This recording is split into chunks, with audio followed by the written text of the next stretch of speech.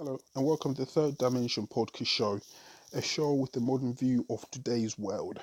We will try and bring you hot topics on a daily basis that's affecting our world on that day. And as is the new year, the topic on everyone's lips right now is money. And here in Britain, we've got a TV show that's just come back on our screens called Who Wants to Be a Millionaire? And if you ask me, I'm all up for this TV show when it comes down to the remuneration value that it brings for the contestants uh, participating in this TV show. Recently in Britain, we've had a few bogus TV shows that claim to give a substantial good monetary value for the players playing at the end of the show, but most of them are just bogus as anything because most of the players who go in there end up living with nothing. I'm talking shows such as The Chase, Pointless.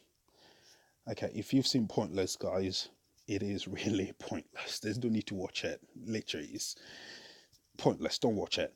Uh, Unlike back in the day, in the golden era, when we had shows such as Golden Balls, The Price is Right, and obviously Who Wants to Be a Millionaire. And if you ask me, it's simple as anything. Who Wants to Be a Millionaire? You've got to think about 15 questions that you need to answer correctly for you to win that million. So you need to answer each question correctly. You've got about four safety lines these days. Phone a friend has always been there. 50-50 has always been there. And obviously Ask the Audience has always been there, but I think there's a new one in this day and age. It's called Ask the Host. But with this show, how it works is for anyone who's never watched it in the world, every question that you answer, you get to win a certain substantial amount of money. So obviously the first question is going to be easy as anything because it's like for something like £500, and the last question is worth millions, so that's going to be the hardest question. Unlike The Chase, with The Chase you got, again, this is for people who've never watched it, but if you've watched it, sorry for the rant on and on, but you have three sets of questions. And in those three sets of questions, the first one, which is a fair one, is a cash build up. The last one, which is not a fair one, is again, you have to answer questions within, I think, a minute or 2 minutes for you to outrun the chaser, which is absolutely pointless. Once you've had your cash build up and you've gone to answer questions with the chase head to head, I think that should be it. Once you won that money, that's it. You should, you should be allowed to duck out. But no, you're not allowed to duck out. You should take your money. They ask you to take your money to go back to the team that you're in. It's normally about four people playing, and if you get eliminated within the cash build up and you facing head to head with the chaser, then you don't go back to the team. But if you go back to the team, let's say you in the cash build up one up, you answered about 10 questions correctly. 10 questions, every question is about £1,000, so that's 10,000 that you've won, and you go up against the chaser, and let's say you go up against the chaser, and if you take a step towards the chaser, I think they give you about two spaces in between, so that if you answer two questions wrongly, the chaser will catch you, then you're out. But if you take a step closer to the chaser, which will leave you just one space for you to, basically, you've got one question. You have one question to get wrong for the chaser not to catch you. If you take a step closer to chase, let's say it offers you something like ridiculous, like 70k, and if you take a step away from the chaser, so you've got three questions at least leeway to fail, the chaser offers you something like £1,000 from your 10,000 that you won earlier in the cash build up, and you go for the 70k and take a step towards the chaser, and you win that 70k and go back to the team, and within that team, let's say there's somebody who is not knowledgeable within that category that they've chosen, that the questions that have come up within that category. If that person, let's say, wins only or answers one question correctly and wins £1,000 and takes a step back from the chaser, and they get a minus figure because of the chasers don't want to offer them a plus figure. If they've only answered one question correctly, they offer them a minus figure.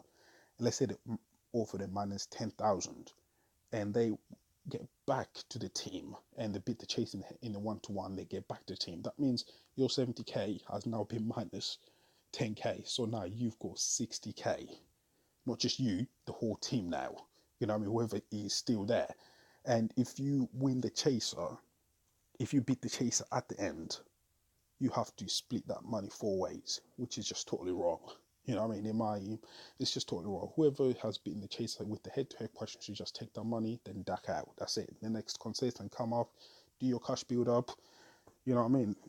That's how it should be. And to me, with the whole thing of take this, I don't know, but I just feel like it's pointless, especially that TV show, pointless as well. Pointless, pointless, pointless. So for anyone out there saying, but Who Wants to Be a Millionaire is a lot of money that is spent in it, this, that, and third.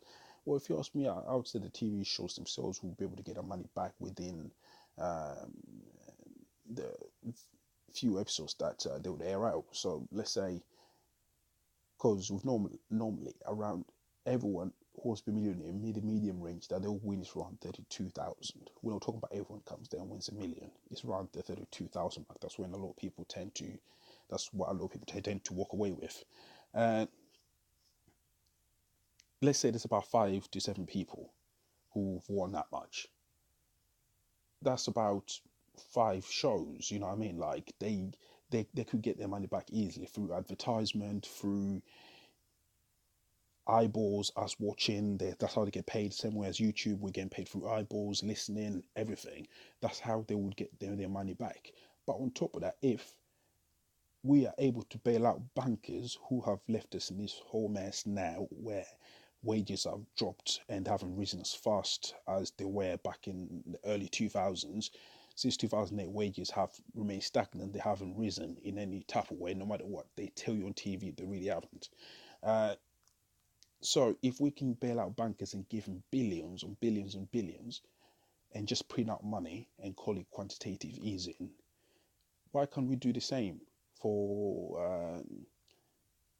Who Wants to Be a Millionaire, so that he can come back on our TV shows all year round like it did, or periodically every, I don't know, every 3 months or whatever. Then they get like a break in between, I don't know. But why can't we bring that TV show back so that the average Joe across the road can actually win money in that TV show? Why can't we do the same like we do with the banks with them for Who Wants to Be a Millionaire?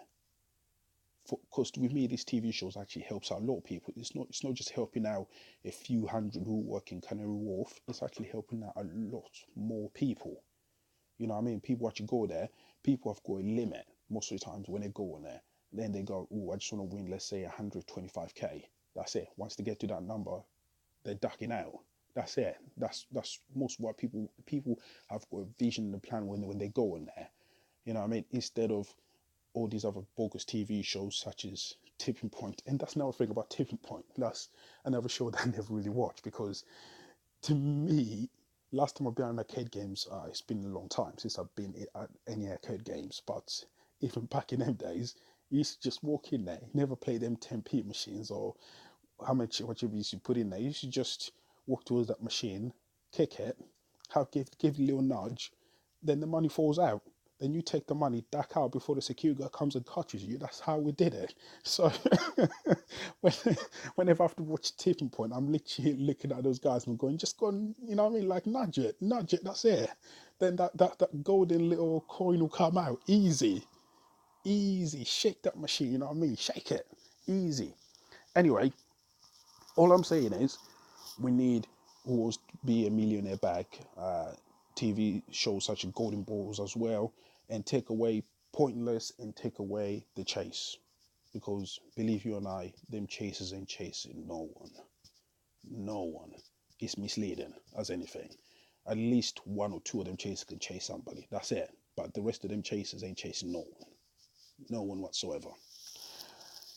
Anyway, leave me your comments below.